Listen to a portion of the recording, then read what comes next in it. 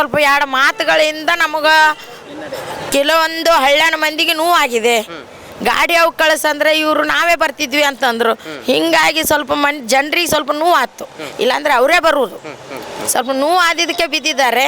ಈ ಸ್ವಲ್ಪ 100ಕ್ಕೆ 100 ಚರಂಚ್ ಮಟ್ಟ ಬರ್ತಾರೆ. ಬಿಜೆಪಿಯ ಕಾರ್ಯಕರ್ತೆ ನಮ್ಮ ಜೊತೆ ಇದ್ದಾರೆ, ಅವ್ರು ಮಾತಾಡಿಸ್ತಾ ಹೋಗೋಣ. ಈಗ ಹೇಗೆ ನಡೀಲಿದ್ದೀರಿ ಬಿಜೆಪಿ ಈಗ ಚರಂತಿ ಮಠರ ಬಗ್ಗೆ ಏನು ಹೇಳ್ತೀರಿ ಅಂತ? ಅವ್ರು ಬರ್ತಾರ್ರಿ, ನಮಗೆ 100ಕ್ಕೆ 100 ಸತ್ಯ. ಹ್ಞೂ ರೀ, ಬರ್ತಾರ್ರಿ. ಮತ್ತೆ ಈ ಡೆವಲಪ್ಮೆಂಟ್ ಮಾಡಿದ್ದ ನಾವ್ರಿ ಸ್ವಂತ ರೊಕ್ಕ ಖರ್ಚು ಮಾಡಿ 10,000 ರೂಪಾಯಿ ಯಾರ ಕೈಲಿ ಇಸ್ಕೊಳ್ಳೋದಿಲ್ಲ. ನಮಗೆ ಅಭಿಮಾನ ಐತಿ. ರಾಮ್ಲೋ ಅಣ್ಣವ್ರು ಬರ್ತಾರಂತಂದು ನಾನು ಖುಷಿಯಾಗಿ 1 ಗಂಟೆಗೆ ಎದ್ದು ಇದೆಲ್ಲ ರಂಗೋಲಿ ಎಲ್ಲಿದ್ದು ಹಿಡ್ದು ನಾನೇ ಹಾಕಿದ್ದು. ಇದು ನಮ್ದು ಕತ್ರಿ ಹಿಡ್ಕೊಂಡು ಅಲ್ಲಿ ತನ ನಾವೇ ಹಾಕಿದ್ದು.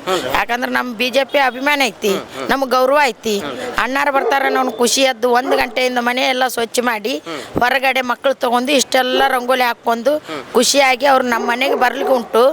ಬರ್ಬೇಕು, ತಂಗಿ ಮನೆಗೆ ಬರ್ಬೇಕು. ಬಡ್ರ ಮನೆಗೆ ಅಣ್ಣ ಬಡ್ರಿಗೆ ನಂಬಿಕೆ. ದೊಡ್ಡ ಮನೆಗೆ ಹೋಗೋದೇ ಇಲ್ಲ ಅವರು.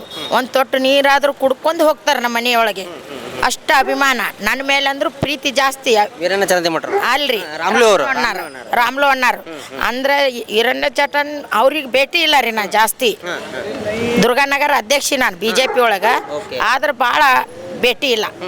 ಹಿಂಗೇನೋ ಮೀಟಿಂಗ್ ಇದ್ರೆ ನಮ್ಗೆ ಕರೆಸ್ತಾರ, ನಾವು ಸ್ವಂತ ಖರ್ಚು ಮಾಡಿ ನಮಗೆ ಅಭಿಮಾನ ಐತಿ. ನಮ್ಮ ದುಡ್ಡು ಹಾಕಿ ನಾವು ಮಾಡ್ಬೋದು, ಬ್ಯಾಡ ಅಂದ್ರೆ ಬಿಡ್ಬೋದು. ಲಂಚ ತಿನ್ನೋದಿಲ್ಲ, ಒಂದು ತೊಟ್ಟು ನೀರು ಕುಡಿದಿಲ್ಲ. ನನ್ನ ಮನೆದಾಗ ಕುಡ್ದು ನಮಗೆ ಅಭಿಮಾನ ಐತಿ. ನಾವು ದೇಶಕ್ಕೆ ದುಡಿಯೋರು, ಹೌದಿಲ್ರಿ? ಮೋದಿ ಹೆಂಗೆ ದುಡ್ದಿದ್ದಾರೆ ಆ ಪ್ರಕಾರ ನಾವು ದೇಶಕ್ಕೆ ದುಡಿಯೋರು. ಮಂದಿ ನೀರು ಕುಡ್ದಿವಿ ಅಂದ್ರೆ ಲಂಚ ಕುಡ್ದಂಗೆ, ಅದು ಲಂಚದ ನೀರು.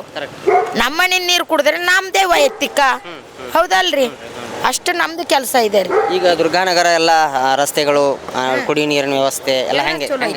ಎಲ್ಲ ಚಲೋ ಐತ್ರಿ, ಎಲ್ಲ ಅನುಕೂಲ ಮಾಡ್ಯಾರಿ. ಅದನ್ನ ಚರಂತಿ ಮಠರು ಇದ್ರು ಮೊದ್ಲು ಆಶು ಅದಾರಿ, ಈಗೂ ಅದಾರಿ. ನಾವು ಸೋತೀವಿ ಅಂದ್ರೆ ನಾವು ಒಂದು ಗೆಲುವನ ರೀ ನಮ್ಮದು. ಸೋತಿಲ್ಲ, ನಾವು ಗೆದ್ದೀವಿ. ಯಾಕಂದ್ರೆ ನಾನೇ ಹೇಳ್ತೀನಿ ರೀ ನನ್ನ ಅಂತಂದು. ನಮಸ್ಕಾರ ರೀ. ದುರ್ಗಾನಗರ ವಾರ್ಡ್ ಅಧ್ಯಕ್ಷಿ. ಓಕೆ.